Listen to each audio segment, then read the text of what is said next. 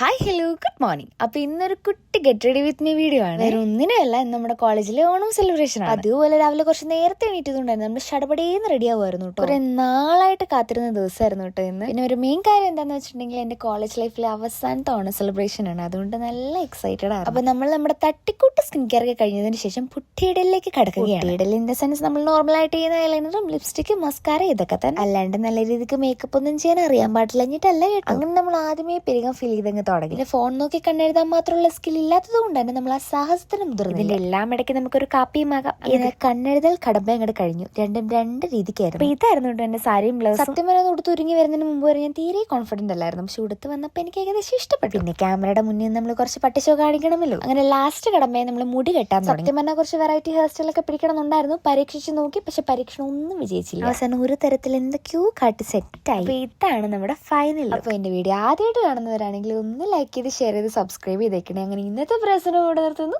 അപ്പോൾ ശരി, bye guys.